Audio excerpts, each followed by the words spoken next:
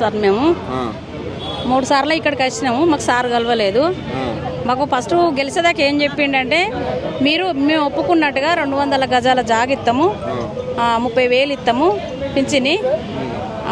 మాకు ఇల్లు లేదు, జాగ లేదు, మేమందరం కిరాయికుంటున్నాం, మా పరిస్థితి బాగలేదు, మాకు చదువు లేదు, మా పరిస్థితి ఏంది అని అడిగితే మీకు ఇస్తామమ్మా అని అన్నాడు. మేము అందరం ఓట్లు వేసి గెలిపించుకున్నాము.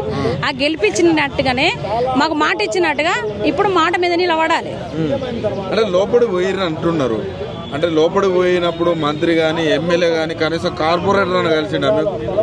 మా సార్ మాకే కలిసిండు, ఈసారే కలిసిండు. వాళ్ళు లేరు, కొంచెం లేట్ అయింది, మీటింగ్ అయిపోయింది. మీరు వచ్చిన వాళ్ళు మీరే కలిసిరు అంతే? వచ్చిన వాళ్ళమే కలుసుకున్నాం. మేము ఏం చేసిరమ్మా? ఫోటో దిగి వచ్చినాం. ఫోటో దిగి వచ్చినాం. ఫోటో దిగి వచ్చిర్రు అంతే, ఏం లేదా లోపల? ఏం లేదు. మరి ఎట్లా? ముఖ్యమంత్రి ఏమో మీకోసం పెట్టినాము ప్రజామని అంటాడు, మరి ఒక ఎమ్మెల్యేనా కలవాలి కదా? మీరు కలవాలి, ఇప్పుడు కలవాలి. 3 సార్లు వచ్చినాము, 3 సార్లు కలవలేడు. ఇప్పుడు నెక్స్ట్ టైం ఏమున్నాయి, ఎలక్షన్లు ఉంటాయి కదా, అప్పుడు మేము చేసేది మేము చేస్తాం. మళ్ళా రోడ్డు మీదనే పొయ్యిలు పెడతాం, వంటలు చేస్తాం, కూర్చుంటాం. ఇప్పుడు కేసు అయిందంటే ఇప్పుడు ఇంతమంది ఉన్నాం మనం. కేసు ఇంట్లో ఎందరికి అవుతుంది? 4గురికి అవుతుంది. నీకు నాకే అవుతుంది. అందరికి కావాలంటే కాదు కేసు. 4గురికే ఇస్తావా నువ్వు?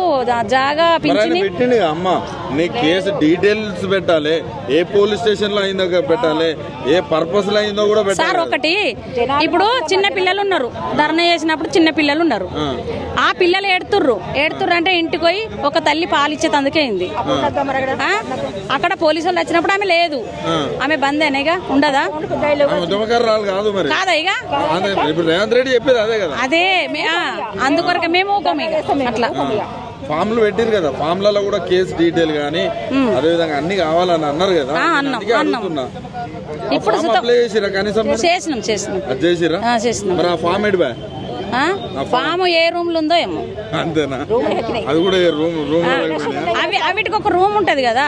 ఇప్పుడు కొంచెం జారుకున్న కావనా, ఎలక్షన్ దగ్గరకు వచ్చిన కావనా ముందుకు వస్తాయి. ఎలక్షన్ జారిపోతే చూడు అవి పక్కకు పోతాయి.